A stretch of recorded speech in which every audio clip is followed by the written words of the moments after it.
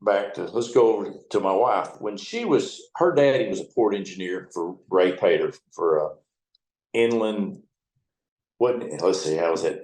There was inland marine, and that was inland barge, I think. It was Ray Pater's, Mr. Pater's outfit. Well, her daddy was Fane Robinson. He was an engineer, port engineer for 43 years. He came down to the boat store because we were talking about this one night. He had brought Mary Beth with him. She was about 3 years old, and I was 10, 11, somewhere around there. She's 9 years younger than me, and I can't do the math. I can count barges, but I can't add and subtract. So we're down there. I took her for a walk over the bogs, around the ramp, around and back up. And that's the first time we met. Well, her mom and dad, my mom and I was out eating one night, and I said something to Fane. I said, Dad, did you bring her down to the boat store in an old blue Ford truck? Mary Beth said, no, it wasn't a blue Ford truck. Dad never had a blue Ford truck. Well, Fane sat there for me, and he goes, you took her by the hand, walked over the bogs to the ramp. And then my mom said, you brought her down the ramp, through the boat, and then back up. I said, yep. Fane looked at her and he goes, no, I never owned a blue Ford truck, but that was Mr. Pater's old parts truck, and it was an old blue Ford truck. And I looked at Mary Beth. I said, see, when you was a baby, you held my hand, fell in love with me then. She goes, wonder I didn't shove your ignorant ass in the river. And the next time she seen me, I was drunk on a horse at a horse show. And she said, I was a fucking moron. Now I'm just a moron. She goes, you've grown up a little bit. But we got married. She had 2 sons, Kenny and Mitchell Nichols, and then a daughter, Bethany. Then I had Austin, Forbess, and Taylor. Forbess was my 2 kids. Kenny came to work for me. I taught him how to run a boat. I told him I'd teach him, you come out. When you come out, I said, it ain't family. I said, I'll put your ass off the boat in a heartbeat. And we bumped heads a few times, but he did. He made it. I got him to where right before he's ready to turn loose, I sent him over to the junkyard, which was John Jennings. I said, junkyard, take a look and see what he needs. And then Mike Brinkman, both of them steered with him a little bit. And they said, no, he's good to go. So he got turned loose, ran a boat. He was at inland for several years after that, run a boat. And then Austin came up, baby boy. Well, Mitchell came up.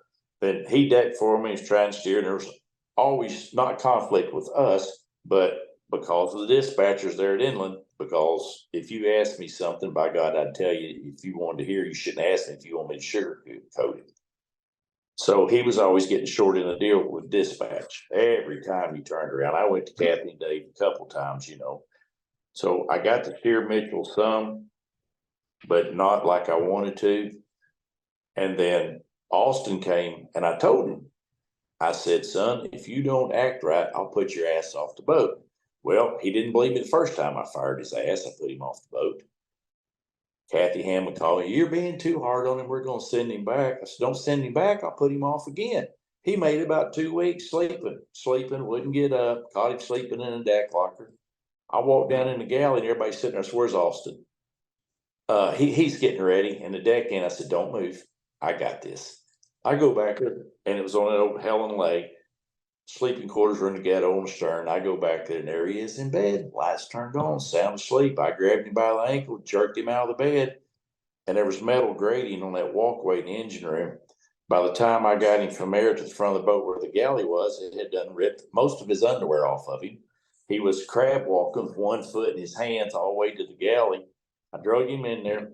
I said, are you awake now? And the cook looked all over the counter. She says, Austin, you want a cheeseburger? You want a hamburger when you get your clothes on? He goes, I'll take a cheeseburger. He goes back in there. I looked at Chris. I told y'all, don't be covering for him. I said, I know he's my boy, but do not cover for him.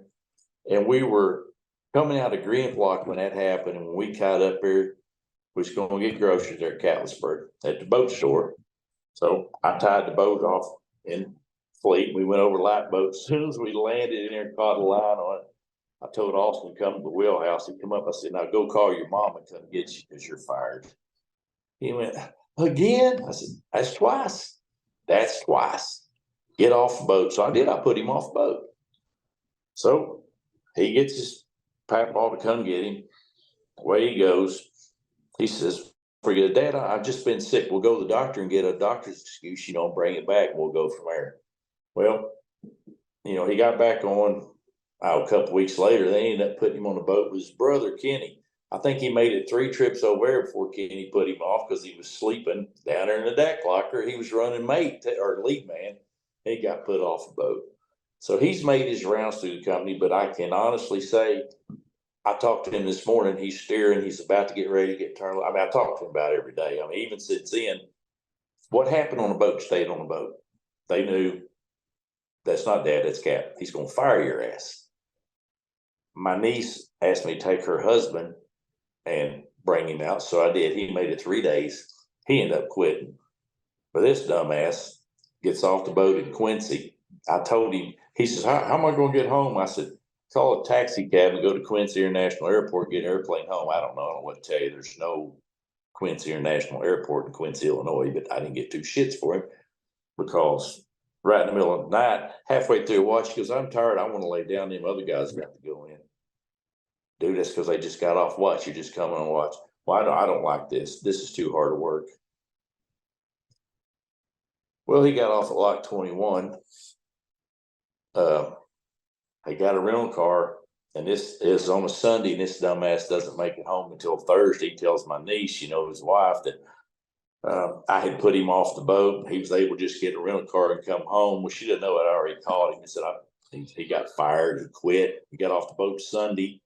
He shows up at her house Thursday saying she just got off the boat. She starts reading out all the receipts where he got ATMs, where he went to a titty bar, went and bought beer, had a motel room and all this stuff, and their divorce was final not long after this happened.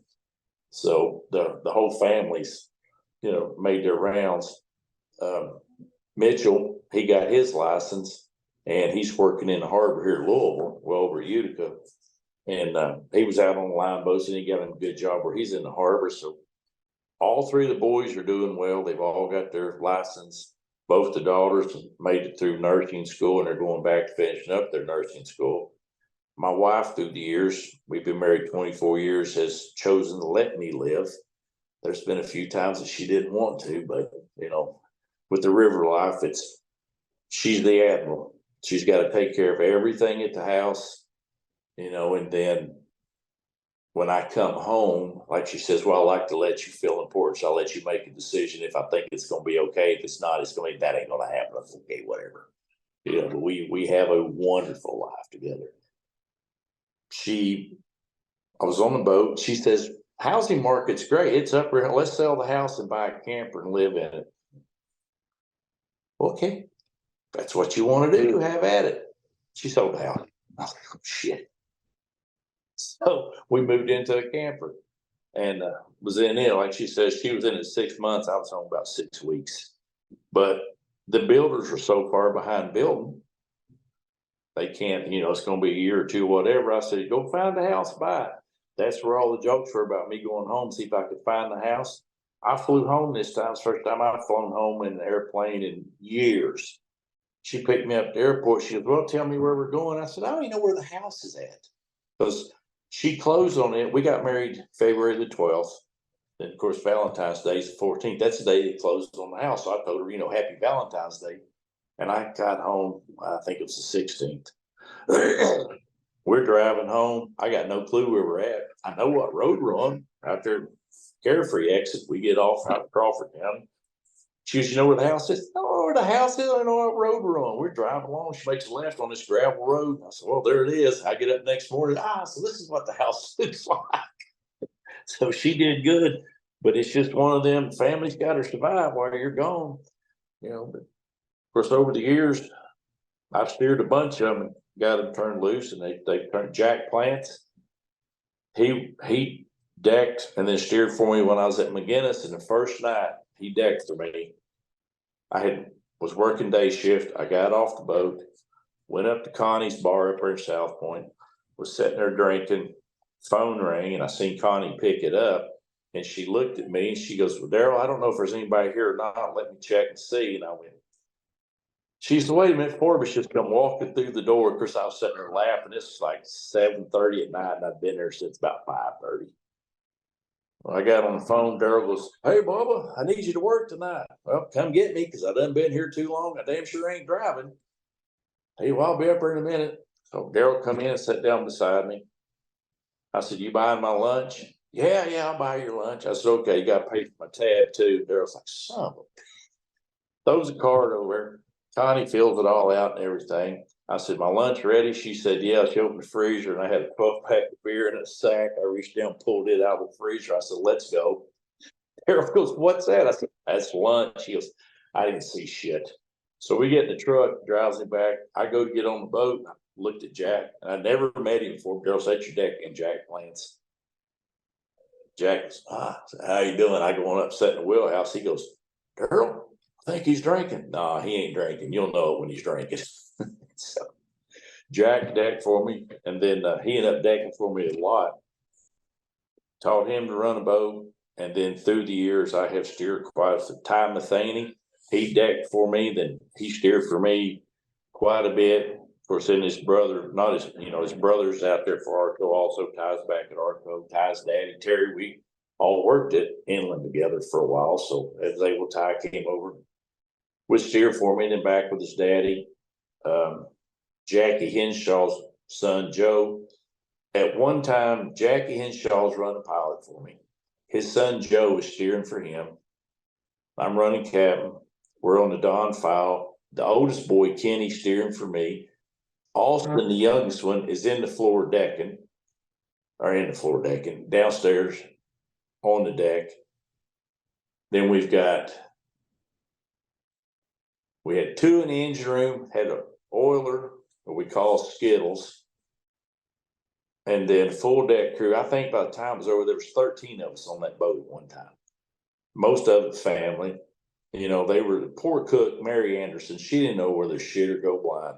She didn't know when we were coming through, how many to be cooking for. I said, just get up your normal time, cook a breakfast about this big, lunch twice as big, and same way with dinner. I said, you'll make it. She goes, how many people are on here? I said, all of us. I said, 4 in the wheelhouse instead of 2, 2 in the engine room instead of 1, 6 on deck. I said, and you. So, there's a shit ton. But, it's always been fun. Missed a lot. There's a lot of times I had to get off the boat and come home when I should have been home before I had to come home. Like I said, family, they sacrificed a lot. I've missed a lot, but they've all ate well and all had good roofs over their heads growing up. But it's been there for a while. I did quit and went to dental school. I was going to be a lab technician. My brother owned the largest privately owned dental clinic in the state of Kentucky. He wanted me to be a lab tech, make dentures and partials and all that stuff. It's a 2-year program. I went 1 year of it, and I said, Dad, this 9 to 5 inside ain't for me. And he got madder than hell when I went back to the boat. When I said, I'm not going to do it, I'm going back to the river, he was pissed. And it's been several years ago when he got talking, we were talking about the wages in the wheelhouse. He said, well, I ain't near as mad now as I was then. He said, because I didn't realize the wages were that high. He said, you make more money now than you would have then. I said, yeah. And every 30 days, I can have a 2-week vacation or 30-day vacation, however I choose to do it. I said, you can work as much as you want, work as little as they'll let you, but you got a vacation every 2 weeks, So it's got its good and its bad stuff. But my uncle, like I said, Jimmy Roberts, he'd worked all over the place down south, unit tows and stuff. And my grandmother, I'd go out and ride the boat with her when I was little. First time I come home, I rode with her. I was gone about a week. And Mom said, how was it? I said, oh, it was pretty good. I said, I didn't know Mama cussed. Mom said, I didn't either. She said, what happened? I said, well, damn it might come out a lot. But the day that she walked in, looked at them walnut shells all over the chopping block and said that bad word, Mom. She said, which bad word? I said, the one that starts with an F and sounds like a truck. Mom, what the hell did you do? They got the old style can openers. On that slide, you put the can in, you slam them down on it, and you crank the handle around. Well, I asked Mama, what is that? She said, it's a nutcracker. Nutcracker? Yeah. Okay. Well, she walks off, and I'm looking at that thing, and the handle is up on it, and I see this pointed thing in it. couple of deckhands are sitting there. I said, how's this working? They said, get some of them walnuts. I said, we just put them in there, slam it down. I said, yeah. I'm slamming, things are going all over the place. I busted like a half a bag and got like 3 or 4 of the walnuts out. I said, this don't work with shit. Mama came in, what the fuck are you doing? You said it was a nutcracker. Well, the deckhands are laughing. Well, the reason it got the nutcracker was on the old chopping, they had a wood chopping block in it, cotton can openers on the side. At what night, if that handle's down and lights are out and you come walking through there, the deck crew would end up walking right into the nutcracker. She went and grabbed Darwin Dupree. Or Chris, it was a little brother, Chris was a big old boy. She grabbed Chris by back of the neck. He's like, come over here. She slapped that handle down, walked him right. That's why they call it the nutcracker. Well, Mama's done dropped the F word, done said hell, done said nuts, and I'm devastated as this little kid. So I tried to make it better by, she'd been outside shucking corn, so I went up there and got her cleaver and thought I would just cut it off like she was doing. Ear of corn, yay big, this, slide it out. I had about that much by the time we got home. Mama was ready for me to be home. I come in, Mom's like, so you had a good time, huh? Mama went, yeah. That's all she said. But they were, I got pictures when I was a little kid on a bunch of old boats. Some of the boats I run for Charles Strait now, the old, he had the Western and them. I actually was on them when I was a little kid. The Rochelle Marie, when it was a Hoagland boat, I was on it when I was a little kid. There's a story that they like to tell, and I remember this, the boat's tied up next to the boat store, and it was a Saturday. They had me come over. I walked up to the wheelhouse, and they said, hey, Mike, get on intercom and holler and tell your mom she can get up. Well, they knew Mom was up, but she was downstairs in the store, which, was down here. Wheelhouse is up here. Flood wall's up there. So when I'm on the intercom, they had to turn it. It was blowing right up through Catlettsburg. So they said, tell your mom to get up, that you've already had breakfast. She can get out of bed. So I'm hollering this over the speaker. Well, then they said, tell Mom, it's your mom, and you understand she has a hangover because she got drunk last night and sick this morning. I'm saying all this stuff they're telling me to say. Truett officer, Miss Stallard, calls Mom and says, Barbara, you feeling okay this morning? Yeah, why? Well, we can hear Mike on the speaker talking about how you got drunk last night, just got in a little while ago. She said, what are you talking about? So we can hear him on that loudspeaker thing all over Catlettsburg up here about you're sick and was drunk last night. And they've already had to feed him breakfast on the boat and he can get up. She goes, I'm going to kill him before it's over with. She dropped the phone, come all the way to the wheelhouse. And I still remember hearing the door. When I turned around, I'm holding an intercom in my hand. I said, hey, Mom, what you doing? There's nobody at the wheelhouse. They've all left. They went out the doors, running downstairs. So there was a whole lot of that going on when I was a little kid. Dad, I caught a catfish about yay big. Now, Dad busted my ass. If I lied, I got my ass busted about like Flintstones violence once a day, whether I needed it or not. Most of the time I needed it. If I lied, told a story or whatever, wore plums like out. I caught a little catfish one day and showed his dad. And he goes, that's a nice fish. He goes, hey, go in there and get that truck and trailer you got. Bring it out here for a minute.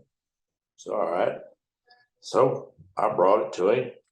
He sets it on the handrail up on the second deck facing the bank. Put that catfish on it. Had them old Polaroid cameras that you used to pull them out and they had to wait 2 minutes, then peel the paper off of it. He said, walk up there on the hill, up there on the road. So, all right, so I walk up there and he's hollering at me. So finally, he gets me there. He takes his picture. It looks like I'm standing beside a semi-truck with a catfish on it. He sends this as a joke into the paper, says, I caught this catfish on a meat hook and a 40-pound goat. Now, when he did this, I was probably second, third grade. Whoever it was decided to publish it. So it's in the paper. They come down and they're asking Dad, where am I at? Dad says, oh, he called me in there. What's going on? Well, we seen that picture you sent in. We published it in the paper. We want to talk to Mike about that big catfish he caught. Dad looked at me. He goes, well, tell him about that catfish. Right now, I can see the look about, I better tell the, that that's the fish that I caught it on a goat and put it on that truck, or he's going to beat my ass for this. I said, well, I caught it with a goat on a meat hook out of the meat room back here. Why did you reel it in? Well, see on the field flat, that little crane over there, we got a hook to that, and they drug it out with that. Then they drug it out and finally got it on that truck. Well, what'd you do with it? Dad gave it to somebody. You got to ask him. And I walked off. Mom is standing over dying laughing. Now they're asking Dad. I've done put it back on him, and I'm running because I know I'm in trouble. This picture in the newspaper was cut out all over top the coat machine, plumb up till we sold the boat store. And after that, it's probably some archive stuff somewhere. I don't know where it is. But wasn't long after that, I got in trouble for something. And I told Mom, I said, well, I didn't get in trouble for lying the other day about that fish. And now I'm in trouble for this. Why? It didn't help. But I had a lot of good memories down there, a whole lot. Like I said, Brian Boggs, he grew up down there with me. Willie Wilson's daughters, Stephanie and Allison, they were down there. There was a bunch of kids. Hell, it was fourth grade before I ever had any friends that could come over to the house because their mom and dad wasn't going to let them go down there on a boat. They wouldn't let them overflow off. Down over the hill on the boat, and then Mom and Dad wouldn't turn me loose on the free world up there, until I got old enough to where, of course, back then it didn't matter. You could ride a bicycle, and when the lights come out, your ass better be at the house. It's like I always said, that was our alarm clock to be home. It's pretty safe back then, but it was a long time for I grew up with river people. That's all I always said. There's river mud in my blood because that's the way it was. Those little river rat shirts and stuff used to do. That's what they started calling me when I was a little kid going to school. I'd come up there and the teacher said, well, there's River Rat. I'd come through the door, it wasn't, there's Mikey, it was River Rat. My teachers, all of them, kids, that's what they all called me. But that's where I spent, the beginning years. I asked for Christmas one time, I asked Dad, can I have a baseball, football? We do got a whole room full. I know, but they all look like watermelons. Every ball I got come out of the river. I want a football. It doesn't look like a basketball. It actually looks like a football. And all the baseballs done swelled up like a softball. So I finally started getting them, but there was a lot of memories. And it's just, like I said, that's been a lot of years ago. And I'm still hearing people say, when are you going to retire? I don't know. I hadn't really thought about it. I mean, I may someday, but it ain't going to be today. Do you have any questions or? Well, I was gonna let you roll till you ran out. I know you told me previously you could talk for a good 6 hours, and maybe we will one day. But I was actually gonna ask about retirement, but I'll scratch that one right off. Well, interestingly, you mentioned I believe you pronounced it Ty Matheny as one of your steersmen. Ty Matheny. Yep. Matheny. He is actually set to publish the weekend after you do. Oh, is he? Yeah, so tell me about him and your time with him. We had a lot of fun together. Anybody that's ever steered for me, they will always tell you I've either got a broom handle, got a tennis ball. I had one ball, it's kind of like a Flex Armstrong, used to stretch Armstrong, but Ty would be steering. He wouldn't be doing something right. I'd take broom handle and crack him in the back of the head or hit him with that ball. And Ty's a pretty stout boy. You'd see the veins swell up on his neck. He turned around one day and I said, you know what, buddy? He said, what? I said, you get as mad as you want. But here's the thing. It's detrimental to the future of you and your family, how you act. So I can sit back here and piss you off all I want to. There ain't a fucking thing you can do about it but like it or quit. Now what are you going to do? He turned back. I come up at one desk, where's my ball? He goes, I don't know. What do you mean you don't know? I don't know where it's at. I said, do it bounce out the window or what? Because I'd sit back here and just beat the hell out of the back of his head with it. He'd be doing everything right, and I'd bounce his ball off the back of his head. And what it was is the same thing I did with all of them. It's distractions to teach you to keep running the boat, no matter how bad you're getting distracted.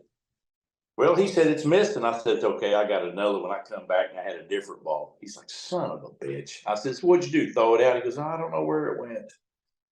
The oldest boy, when I told you him and the younger boy was on the boat together, Kenny called his mom and said, I'm getting really pissed at Austin. He said, I'm trying to run the boat. He's pulling my beard. He's running his hand over my forehead. And he's sticking his fingers in my ear. And Mary Beth had asked me, she said, you need to do, no, I don't need to do anything. I said, I'm just letting that happen for a reason. Kenny's getting mad, but he's still running the boat. Now he's learned to run the boat while he's distracted. Now the second nature kicks in where he's watching out there having to fight the gnat off of him. It's bugging the shit out of him while paying attention to what he's doing. Of course, Kenny got even with him. We got off the boat down somewhere below Tunica. First stop was McDonald's there in Tunica, Mississippi. Kenny is in the back and Austin's in the front. As soon as we got in the car, I thought, God, you're a dumbass. Because Kenny goes, I'm right in the back. He gets in the back. I was like, yeah, that shit's going to start. I pull into McDonald's and had made the order. And the lady was handing me back. She goes, oh my God, what did he just do? And Austin has his hand like this. And he went, you son of a bitch. You just super glued my hand to the back of my neck. Kenny had a thing of super glue. He cut the end off of it. He squirted it on Austin's neck. So when Austin went like this through the seatbelt, that quick, it glued his hand to his neck. And I said, God almighty. And he's like pulling it off. Kenny's dying laughing. Austin's over here cussing, got his hand glued to the back of his neck. And the girl said, yes, he did. Yes, he did. She says, if you'll pull around, I'll bring you your coffee. I said, okay. So I pulled out off to the side. I went in and they're talking about it. I said, no, he did. He just glued it. That's his little brother. He just glued it because he's been aggravating the shit out of him for a month while we were working together. When I walk out, Kenny's got his knife out, very easily trying to slice the glue to get Austin's hand off the back of his neck. And the police officers in the car sitting there like this. I looked at him. I said, super glue. He goes, your boys? I went, yep. How far you got to go? Southern Indiana. He goes, oh, fuck. I said, yeah, he might have them off by the time we get. I went ahead and started driving down the road. Kenny's back there shaving his fingers off the back of his neck, finally got it out of there. But that's just one, like I said, it was just one thing that went, I'd keep everything quiet to teach him running a boat. And then I started broadening out and then start throwing the distractions in. But yeah, Ty was, and I told Ty, because he would tell me things his dad told him. I said, here's the thing. When you steer for one person, you do what they say. When they say, how would you do this? Or how does so-and-so show you? Then at that point, you start telling how it does. And then you take everything that everybody's taught you and you use all that together for what works for you. Ty's turned out he's a hell of a good pilot. And well, he's running Capt now on the boat that he started decking on, I don't know, quite a few years ago. But, watched him grow up. Same way with his kids, and cows and everything else, through Facebook and talking and stuff. But, Ty, he's a real good fellow.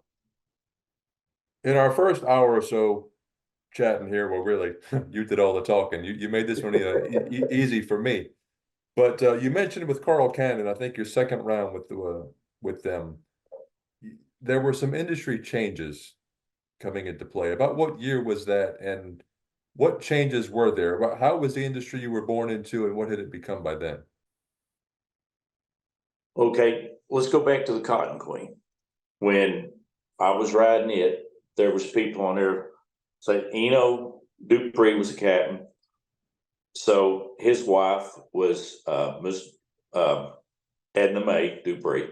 So Miss Edna Mae be on there, Captain Eno, and then his kids. My uncle was a pilot, so my cousins, Kathy and Butch, they would be riding the boat. I'd be riding the boat. Engineer's family would be riding the boat. Deck crew, there might be 18 to 20 people on the boat. That was all family. They ran unit tows.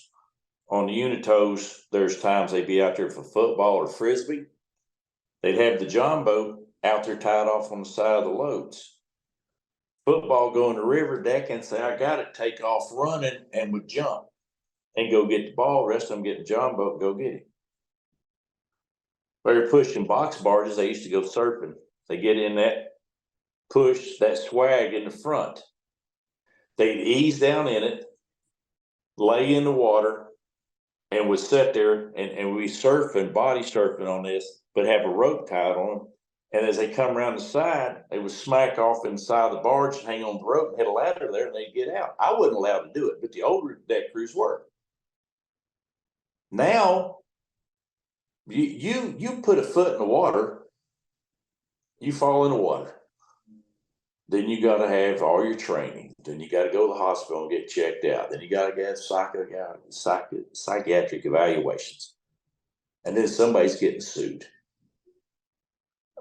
We used to get off the boats, go ahead of the boat.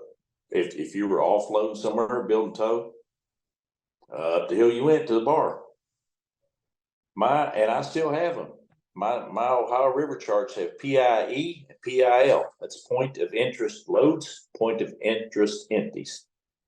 If it says PIL, you can shove that load in on the hill right there in that spot, put the ladder over, go up and there's carry out, get your beer and bring it back. If it had E, yeah, you can only get in there close enough with empties. Go get your beer and come back. We drank beer, enjoy it, do your work. Everybody got along fine. Then you started getting more issues, people not doing what they're supposed to, people getting in trouble. When I was working with Walter Blessey, we had a unit run from Pittsburgh to Brownsville, Texas and back. Sweet run, 2-piece unit.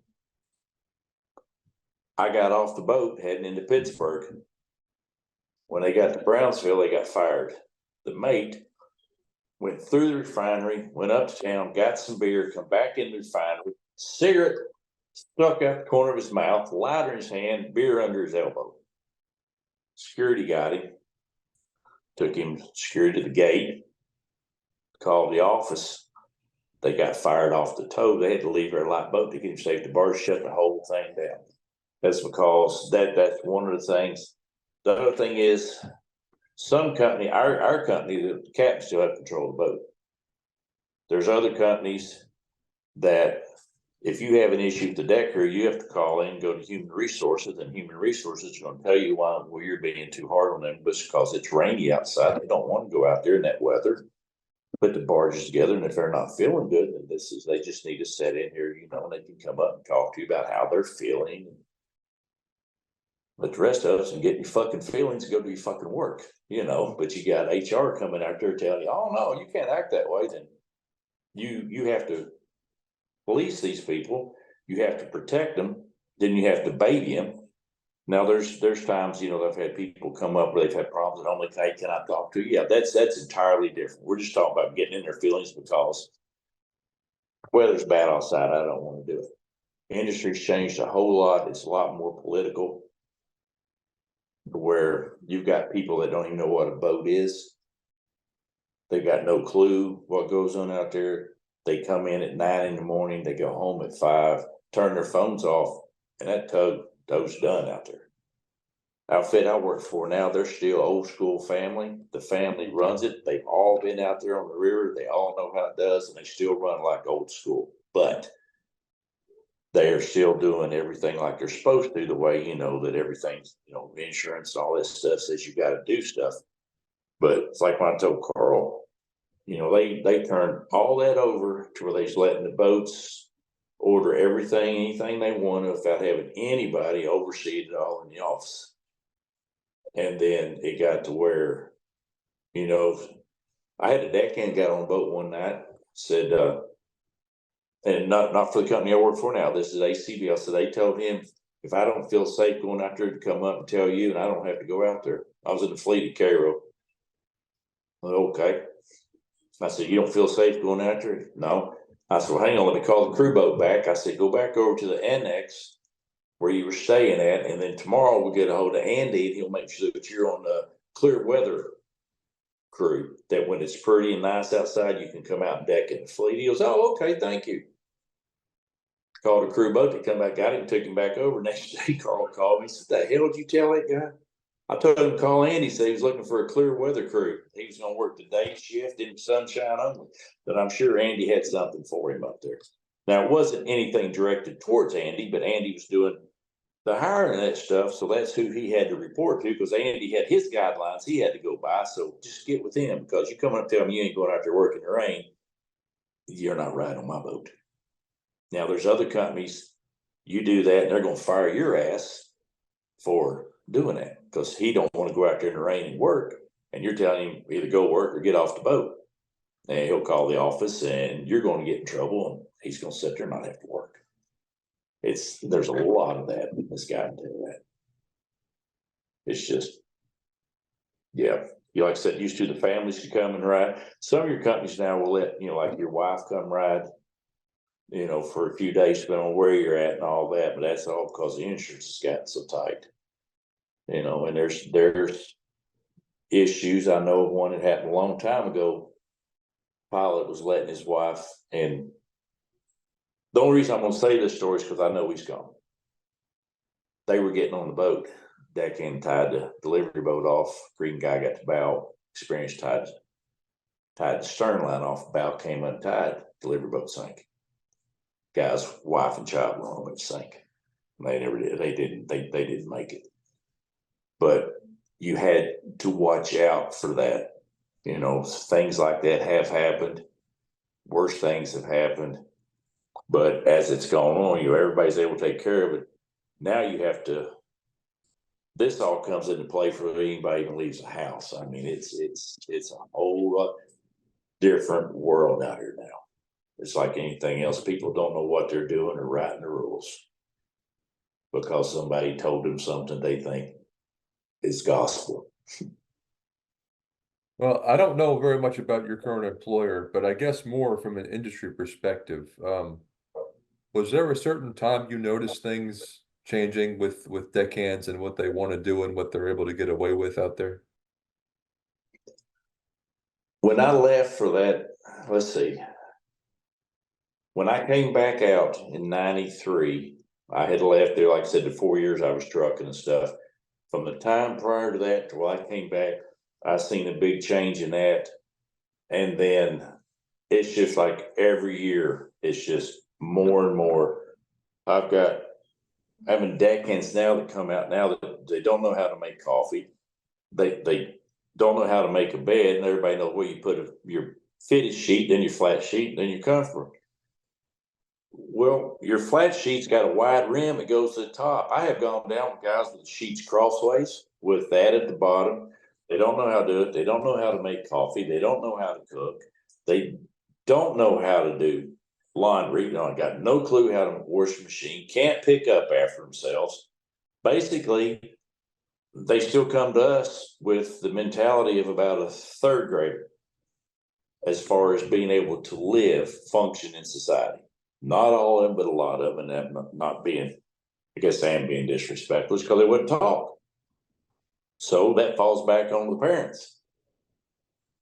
Don't know, can't go back in. I had one kid come up one time, had his mom on the phone, looked at me and says, Mommy says, I don't have to work for that maid out there because he's too hard on me. So she's on the phone and wants you to put me on the other watch with the other one. Well, I know I hurt her feelings because kid, as he starts crying, hung the phone up because I told him his mama ain't my fucking boss. And more I talked, the worse it got. He ended up hanging on. Then I called the office, told him what I did. And this kid's going on about his mom was best friends with him. They didn't even know who it was. No clue, But I got this kid with their mom telling me what I'm going to do on the boat because the maid hurt his feelings because he sent him back to the boat to get a 5-gallon can of gas and carry it 1,200 feet back out to the other toe. He didn't think he should do that. It's not, one couldn't even tell time. He'd get me up at 10 after 4 sometimes, 10 till 5, everything in the world. And I said, did you look at that clock and tell time? No idea what the hands did. So you run into everything in the world. Then you got the adolescence of modern chemistry. There's some of them are so burned out they can't even function in life, but they're trying. But yeah, it's, you know, our company's big about second and third chances, you know, trying, but they've reached a limit to where there's ones, you know, if they keep trying to help them, they won't help themselves. Hey, you're out of here. They're done. They ain't got time for it. But my company has a lot of still hardworking guys. We still get the ones that can't function, but we have a lot of guys that do have a good head on their shoulders, got a strong back, and you know, they're out here to work. It's like the bigger the company, the more HR gets in, the worse the deck crews are. Well, how would you recommend addressing the recruiting and retention problems that the industry's been facing for a while now? Ask them a lot of questions prior to, basically their home life. Common sense questions, you know, like, walk me through making a cup of coffee. If you're walking by and you see trash on the floor and it's not your trash, should you leave that alone so the person that it belongs to comes and gets it? That's not the answer you want to hear.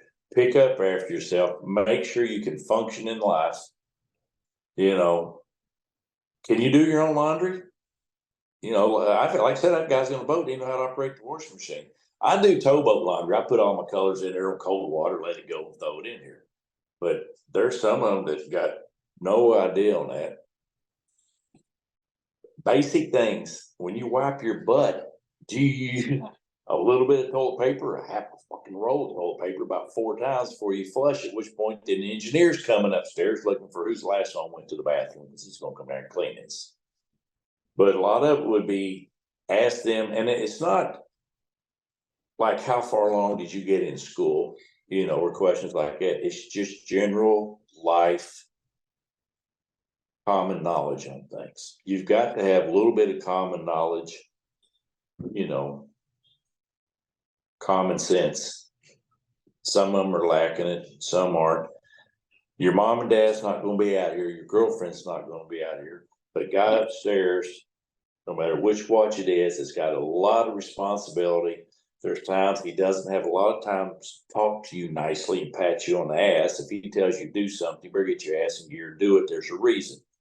One little thing you do may mess a whole process of stuff up.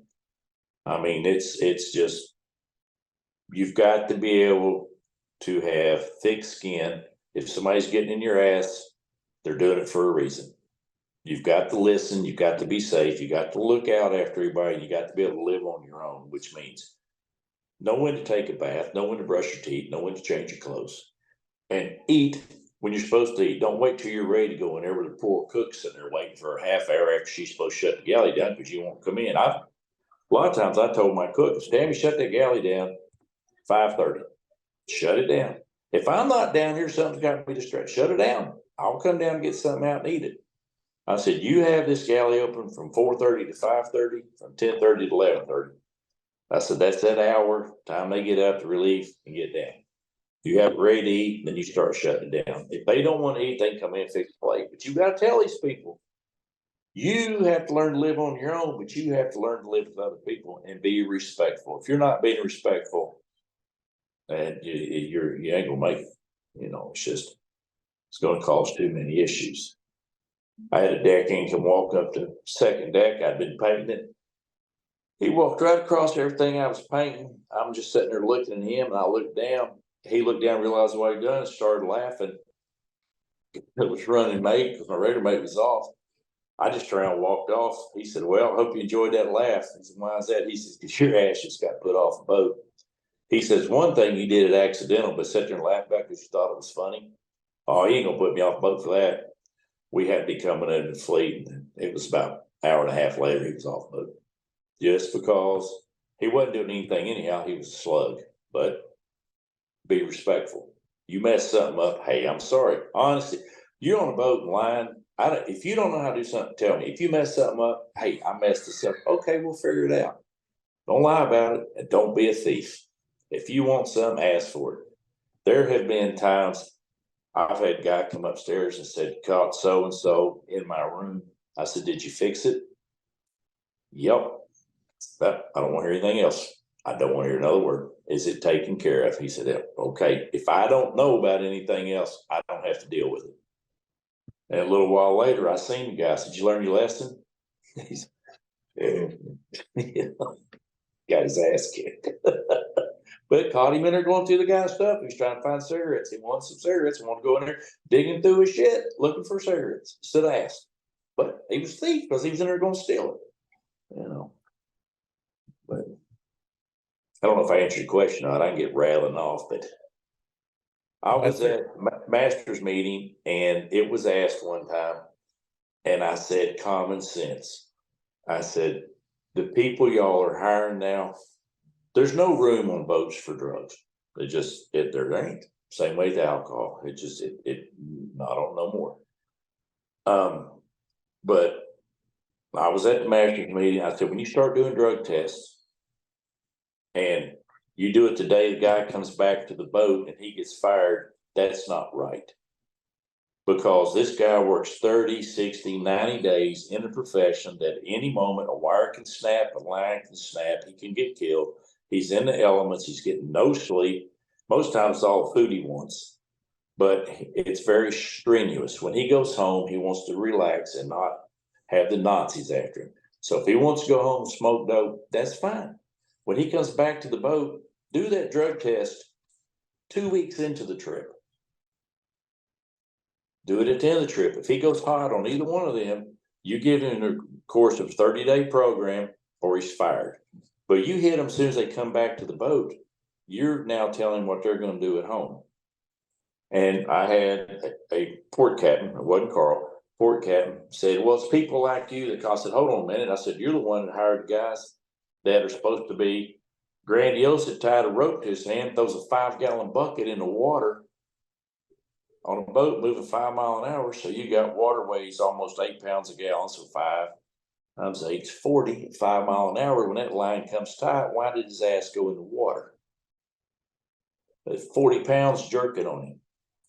Well, he had to get water for his priming bucket. Why didn't he drop it in the hopper where the water was already? There's no current, you're dripping in there. I said, instead, you're putting, at one time you had to wear a back belt, you had to wear a life jacket, you had to wear a cricket around you, and all this stuff you had to wear, and then climb down in the barge with it on.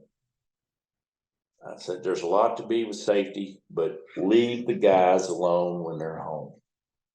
When you do whatever you're going to do, you're going to get in trouble. You come back to the boat, don't make it so they're policed at the house. Let them do their thing. When they come back, you got to do it. But if you go hide anywhere in here, you're done. No, just tell them there's no second chance. We give you your home life, you have it. When you come to work for us, there it is. And it's just,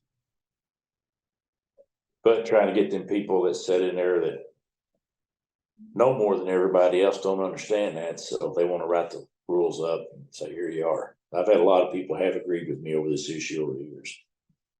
If they go home, let them have their life, because they know at any moment, just like a police officer, when they're working, when they go home, they know when they're at work at any moment, anything can happen to them. Let them relax when they're at home. First responders, anybody, you've got to be able to take a breath, or you're going to keep on until it just implodes on yourself.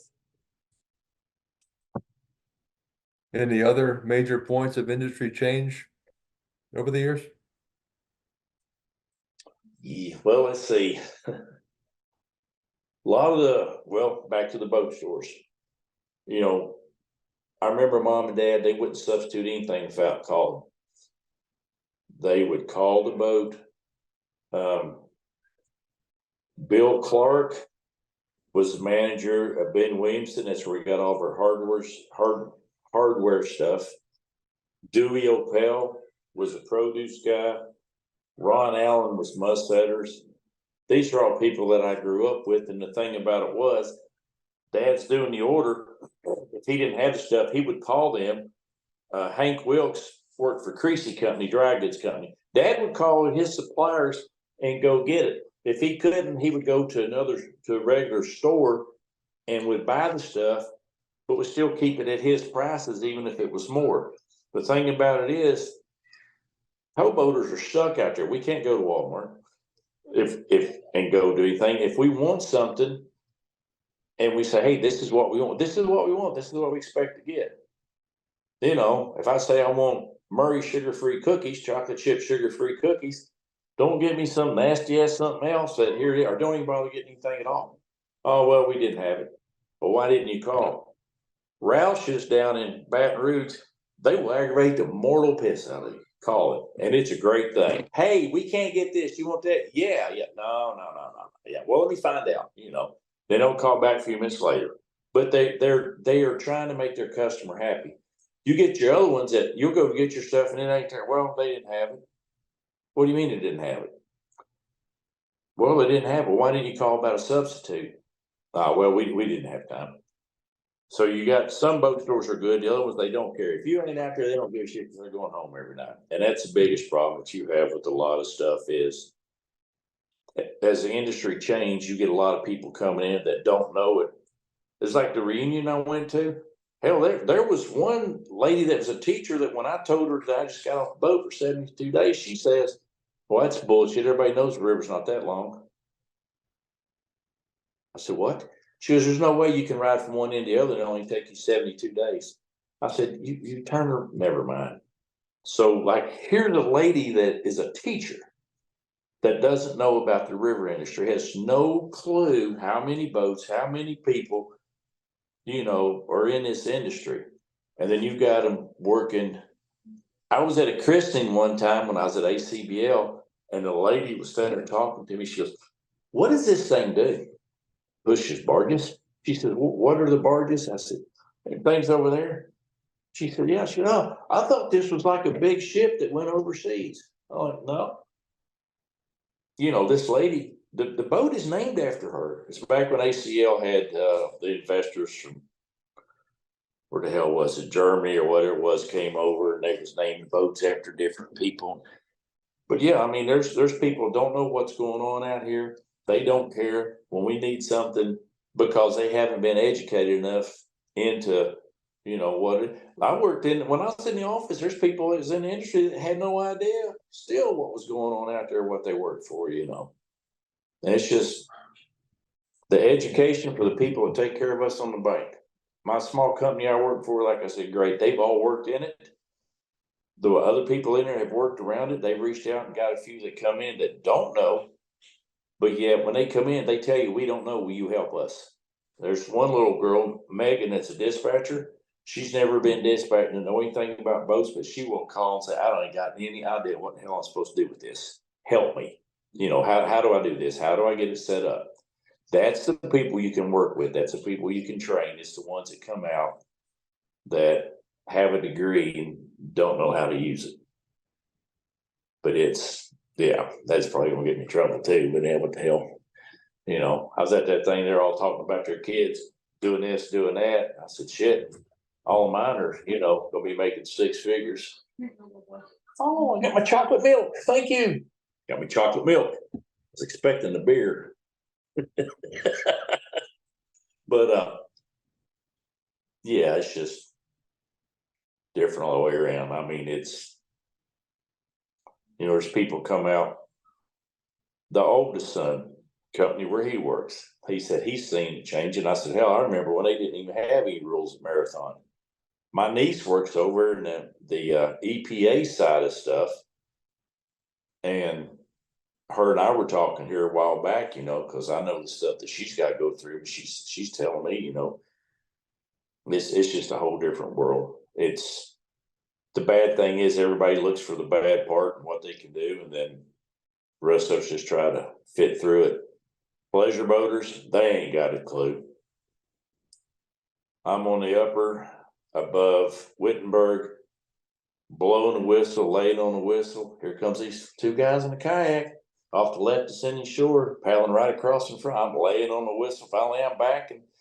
And you know, when you got a 200-foot boat and you're 1,200 foot of barges out in front of you, yay wide, it ain't like you can't see the son of a bitch. So when I called the Coast Guard up to tell them about it, she says, how's your day going? I said, it's going wonderful. You know, I'm calling you because I got two idiots in a kayak out here, Smart Twain.